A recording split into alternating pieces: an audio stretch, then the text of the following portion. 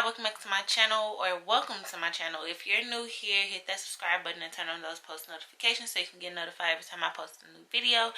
And if you're returning, thank you guys for coming back, and hit that like button if you're a returning member.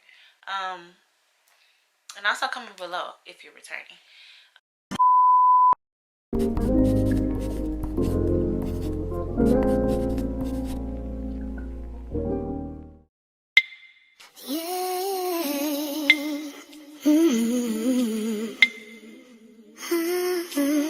So today's video, we're just gonna jump right into it because I don't want to ramble and I don't want to take up too much time.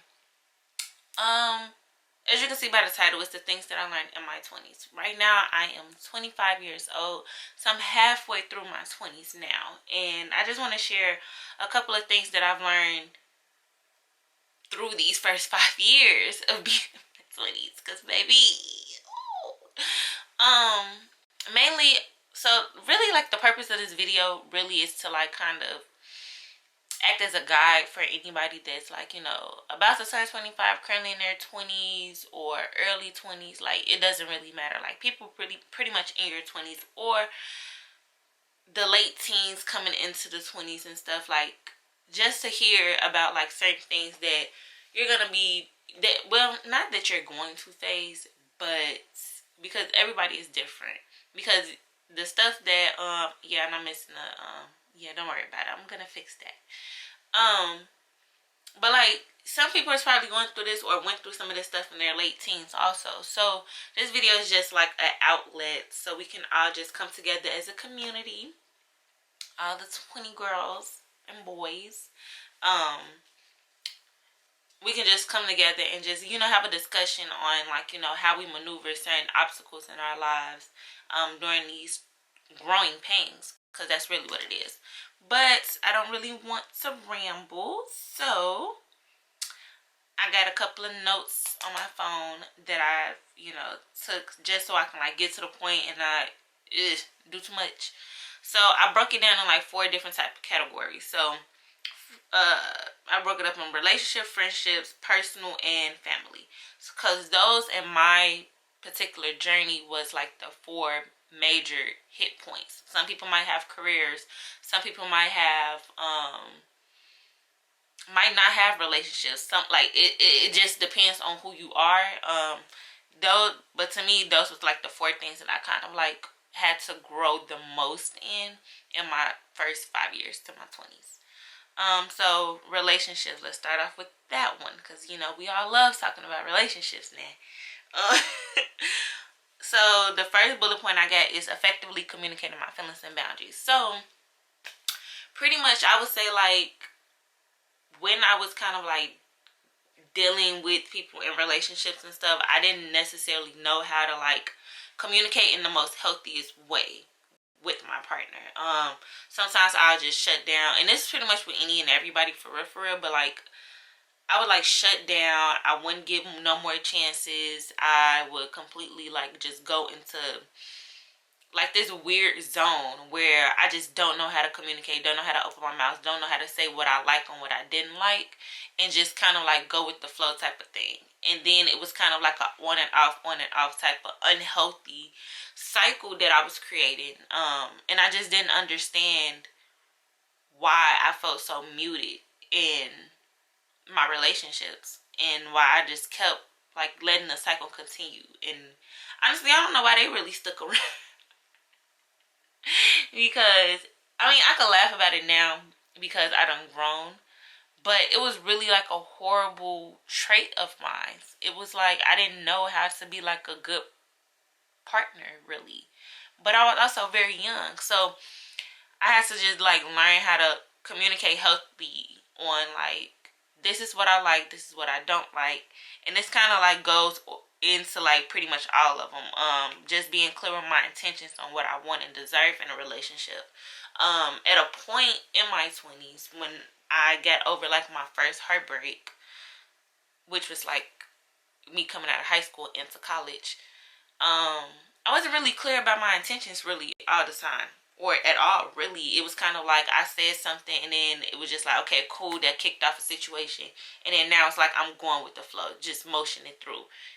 And in a way, I wasn't like majority of me just wasn't happy, and the other one was kind of like stimulated just because it was like a right now moment or right now feeling.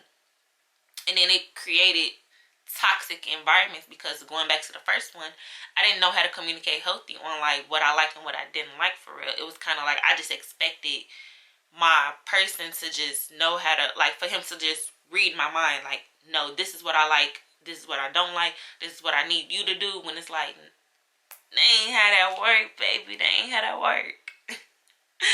um and then also like being picky with my time. I feel like when I was getting in these little situations or relationships or whatever the case is in my early 20s, I wasn't being super like selective. I was like always making myself available for the person that I was talking to, and it was kind of like, I don't know, I was just like way too, I honestly, I can't even explain why I was just always available for real, for real. Like, I just always made myself available. I think my thought process or what I was thinking or feeling was that, well, if you like this person, you want to be up under them all the time. You want to always be around them. You want to hang out with them. You want to, give them every little ounce of free time that you have. And it caused like a codependent type of situation to go on, at least on my end. And it might have to do with like different trauma of me losing like my father at such a young age and stuff. So it's kind of like when I feel like I found my person, I'm going to be stuck to them, and not knowing that you need to have some time apart for that person. You need to allow them and allow yourself to miss them, like truthfully miss them, and then also allow them to be their own person and like hang out with their other friends or do whatever they need to do, or sometimes be by yourself. It's okay. And then learning how to communicate my love languages. When I kind of like figured out that what my love languages are, I started to like communicate that and voice that more. Like, I like quality time. I like dates and all of that cutesy stuff and whatever. I like to just chill with my person and stuff once we get to that comfortability. I love gifts. Actually, all my love languages, all 5 of them. All of them. So that's pretty much like, so to just like kind of fold into like the next category, friendships. It's another type of relationship. Learning how to limit my circle. I feel like when I was younger, I kind of felt like in order for me to have successful friends, I needed to have such like a massive, I need to know like everybody, be in the mix with everybody. Like, everybody has to like me. I have to get along with everybody. And as I got older, I kind of realized, girl, you don't even like people like that. So you wanting people to be your friend and you don't really care that much for them to be your friend, it's like, do you really want a big circle? Because then that's a lot of people, like, especially female wise. It's like, them a lot of girls that you got to get along with. Cattiness happen, little weird stuff happen in friend groups and stuff. So it's like, do you really want to have like a whole bunch of people that you have to kind of like observe from time to time, or would you rather just have like you a handful of people that you like the closest with and you tight with? Like, and I don't think I understood that until like more so I got into like college, for real. Like, I feel like I found my core group of friends that I was tight with, and then I had like other people that, yes, of course, like I knew them, they knew me, we were cool. If we're in a social setting and stuff, of course we're gonna hang out and talk and whatever like that. But those aren't necessarily people that I would always categorize as these my closest companions. Those my dogs for life. Like, I could tell them my entire life story, my business, and I feel safe. Versus, nah, they cool and whatever. Like, I enjoy hanging out with them. We can always go out and get drinks, some food and whatever, chit chat over each other's cribs and stuff. But spill my guts, And I feel like I learned that as I got older, that every friendly face isn't a friend. So, and I still live by that. Like, I'm not too thirsty to have a whole bunch of friends and stuff. Like, at first, at one point, I was like, yeah, I need to have like at least 5, 6 friends. Like, I'd be cool with that. Right now, baby, I'm lucky if I get. No, let me stop. I do get a couple of friends and stuff like that, but those are like people that I'm pouring into, and they pouring into me and stuff. And like, I think a lot of times people forget that friends need nurturing also. Just like you would nurture a relationship with your partner, with your boyfriend or girlfriend or whoever, you need to do the same thing with your friend. Like, you need to show up for them when they need you to show up and stuff. And I think as I got older, I learned like quality traits that I deserve and I demand in a friend. And I mean, of course, like, some things is like, definitely you can work on and compromise with, but it's like some of the core values that I have within myself, I feel like that I deserve that in a friend also. Knowing that it's okay to not show up to every event and say no. So now, I feel like now at the age of 25, I'm so okay with telling y'all no, I'm not coming. I'm so okay. Before, I'm not even gonna lie to you, I always felt like I had to show up. I had to make time, especially if I called you my friend. It was like, well, I need to support. I need to support. I need to do this. I need to do that. But it was like that now, especially between the age of 24, 25, I felt like I showed up for a lot of people that didn't show up for me all the time. So I started cutting back. I was like, oh no, sweetheart. If I'm going to show up to your things, you need to show up to my things. And if you flake on my things, please don't count on me to come to yours anymore. It is what it is. No hard feelings and stuff. But I need you to know that if I'm displaying a true friendship to you and investing into this, and showing up to things that is important to you, I need you to do the same thing for me. Like, my things is not anything less than important. You get me? And then learning that every conversation doesn't have to be an argument. I feel like a lot of people feel like just because I'm addressing you and letting you know that I don't like what you did, or I didn't like how you act, or what you said to me, that it's an issue, like a bigger issue than what it really needs to be. It's like, no. Sit down and have a conversation with somebody that you're calling your friend or your best friend and let them know, no, these are my boundaries, or this is how I feel, X, Y, and Z. Discuss it like adults. Simple. And if y'all really care about each other and stuff, then the other person should take accountability and reciprocate and issue an apology at least, and acknowledge what they did, and like, y'all work on it. It's not going to happen overnight, but yeah, I realized that is something that is really important to have in a person, period, but let alone a friend. And then not putting the blame on myself always. So like, not like, I used to apologize a whole lot, and I stopped doing that recently. It ain't been that long now. But I used to apologize to the point with people that I care about, because it was like, okay, I obviously hurt your feelings for you to feel like that. But now I'm at a point where it's like, okay, cool, I understand you're hurt, but this is how I feel. And you're not going to tell me just because you're hurt that I don't have the right to feel how I'm feeling. Like, that's not fair to me. And if you care about me, you would, like, at least respect that, Even if I am the bad guy and stuff. But then it's always like, it's always two sides. It's always a cause and effect. It's always a reaction to something that happened, So you have to, so I just pretty much just learned that it's not always me, that I sometimes deserve an apology as well. And sometimes I do need to issue an apology. But it's like, learn what issues is what that need, either or.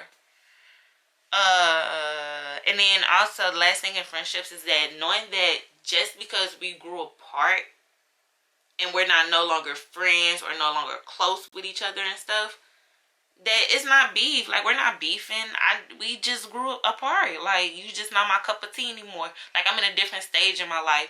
While you're at point A, I'm at point E right now. Or you at point E and I'm at point A. Like, Like, we just not in the same direction. We're not going the same place. It's not like anything negatively, but it's just like, this is the type of person that you want to grow into, and it's the type of person that I want to grow into. And sometimes we just don't mesh anymore.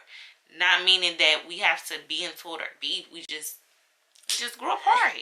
But now, so family, I learned that quality time is so important. I know some people like, duh, but like for me, in my 20s, I really like came to terms, like more so like in like 23, 24. And then especially now, like I'm honing in on it. But I can honestly say that in my late teens, early 20s, I wasn't really like super, I guess, family oriented, if you want to say. Like, I was such a loner. Like, my sisters and stuff would want to hang out and stuff. I'd be like, nope, cool, whatever. Y'all can go watch a movie and whatever. I'm going to be in this room. Y'all can go out to dinner or whatever, or go have fun with each other. I don't want to go outside. I'm cool. Like, I really used to be like that. And now, I feel like I want to have that close-knit relationship with my sisters. And even my brother and stuff like that. Like, we try to talk as frequently as we can and whatever also. So it's kind of like, I learned that just having a conversation with the people closest to you is like, that's enough. Not even that's enough, but like, that's showing that you care. Like, just checking in, you know. So, and just spending time with them, because nothing is promised in this world. So I want to make sure that I'm making the most out of being with my people. Being comfortable with having those tough conversations. I felt like I used to be kind of nervous to have certain conversations with my mom, especially, just because I just know how she is. But I feel like as I'm growing into my womanhood, I need her more than ever. Like, I be really needing her to navigate this. I be confused about a lot of stuff. I be needing her advice. So it's just like me pouring into like that mother-daughter relationship more. And us actually like learning each other. Her learning me as an adult and not a kid. And like her coming to terms on how to treat me better as an adult. And stepping back like, I'm not a baby mama. Like, you did your job. You did your thing, girl, raising me. So trust me in certain aspects, but when I come to you, like, be open enough to like listen. Cause sometimes I just need you to listen. I don't always need your advice or your input or your 1-2 cents. Sometimes I just need you to just let me vent to you, and just for you to like, all right, it's gonna be cool, you know. Learning how to be understanding and remembering that our parents are human. So I used to really always feel like that, well, you the mama or you the stepdad, like, you know, y'all the grown-ups and whatever in the situation, why y'all got it figured out. But I came to terms where it's like, bro, I'm in this adult boat too. I get it. I don't get it figured out neither. Like, I had to realize that my parents are human also. They're gonna make mistakes. Just like I be making mistakes and I fuck up sometimes, they're gonna do the same thing. So I had to really like understand that. Especially like when I graduated college and me and my mom had a conversation and stuff, I had to really understand like, shit, you had some hard times too. Being patient and going through those growing pains. I feel like that's pretty much self-explanatory. Like, just taking your time, like, slow and steady wins the race, always. I was more so like feeling like I had to be the hero. I had to get up out of there. I had to go. But now I've realized that if I just take my time, it's going to fall into place. It's going to happen when it needs to happen, how it's going to happen when it's going to happen. Because I swear I used to be so impatient about things. If it didn't happen like that, I felt like, oh, you failed. You're a failure. You're a loser. And I'm like, nah, just be patient. Go through these growing pains. Learn your lessons. You take your time and you slow down. You may not have to go through all of these mistakes, girl. So, yeah. And then sometimes, just cutting toxic family members off and stuff. Like, just not even necessarily cutting people off. Because I ain't necessarily have to cut a family member off. But, like, just distancing myself from certain people.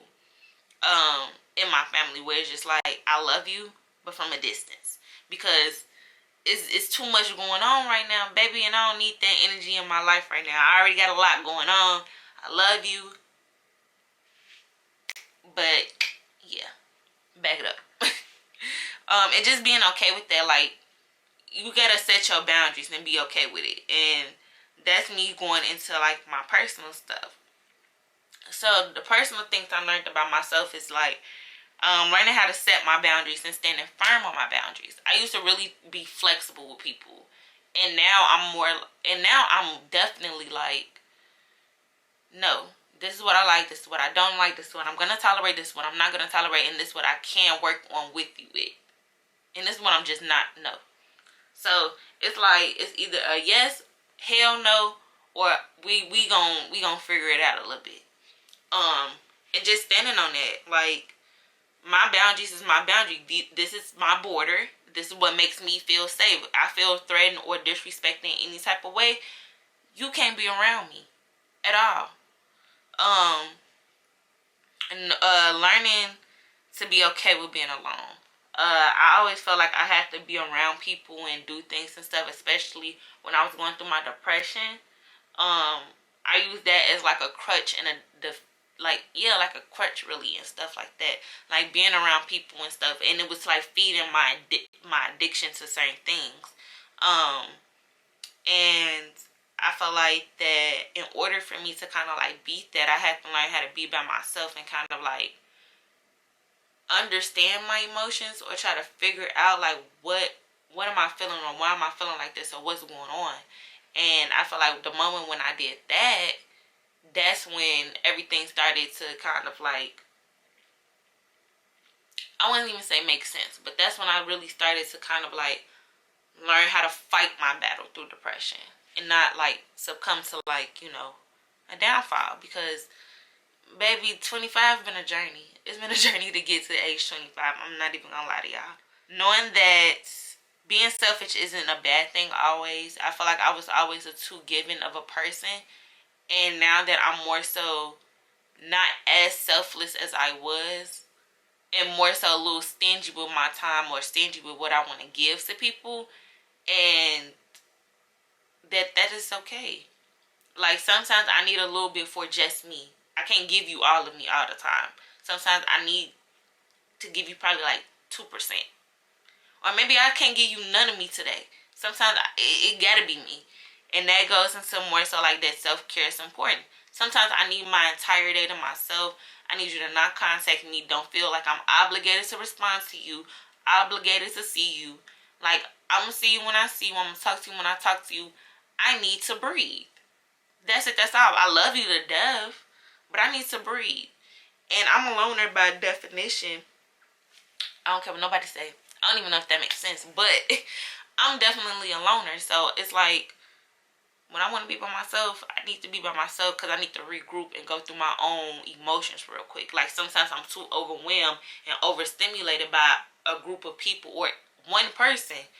And it's like, yikes. You need to go ahead and take care of yourself and be alone. And then lastly, be accountable. Like, I learned to take accountability a lot this past year. I feel like beforehand, I kind of took it, but not for real. I kind of like gaslit the situation. I gaslit people a lot. I was definitely a gaslighter. It was like I would take accountability, but I would also make it flip, like do like a little 1-2 and flip it on you to make me more like victim. You get me? And that was wrong. So now I'm more so okay with taking accountability on where I went wrong at or what I did wrong. But I'm also going to still address why I felt like I had to react or do certain things and stuff. Especially if I felt antagonized or threatened. I wouldn't even say threatened, but like, yeah, antagonized or anything like that to make me like go into that moment, Or if I was just purely just being an asshole or being selfish, I take accountability, I don't even care because, I did it. Now what? Where we going to go from here? We going to either move past it, we going to work through it, we going to say the apologies and stuff, and we going to, know not to do it again. Or we going to end whatever friendship, relationship, or whatever we got going on and stuff. And that's fine also because I got to respect your boundaries as well. But those are the 20 things that I learned in my 20s. I tried to keep it like brief and short. I could have rambled a little bit about certain topics, but I didn't really want to. Y'all could tell I was cutting myself off a little bit because I was getting a little too into the story time or whatever. But yeah, because you never know, you might be helping somebody that's going through the same thing, and they just need to know that there's other people out there that's kind of like learning as we go. Like we're all out here in life just figuring it out, to be honest with you. And then you never know, you could be that beacon of light for somebody that they can talk to, or they can know that, oh, I'm not alone out here and stuff, because you're not alone out here. It's literally somebody that's going through the same thing that you're going through. And if you're going through hell, keep going, because one day you're going to be out of that. You don't want to stop and whatever and just, don't nobody want to stop and just be at hell and be miserable. Like, we want to get to that other side. So keep going. Keep your fight going. Like, I'm rooting for you. Your loved ones is rooting for you and stuff. And if nobody is telling you, I'm proud of you. I love you. And, baby, I heard the 30s is lit. So, let's make it through these 20s and stuff, because I heard it get better when we in our 30s. So, you know. But thank you guys for tuning into this video. If you like it, hit that like button. Hit the like button regardless, though, if you like me, you know. Again, if you're new here and stuff, don't forget to hit that subscribe button on your way out. And if you're a returning subscriber, thank you guys for coming back and tuning into my video. I am trying to be more consistent and pushing out content. I literally have notes listed in this phone, baby, of video ideas. My schedule is solid, it's set in place and stuff. So the consistency, I am trying this year, y'all. Please, if I'm slipping and I drop the ball and whatever, call me out, and I respect it. But I'm really trying to stay consistent and whatever. So yeah, I'll be on the lookout for more videos. And until next time, guys.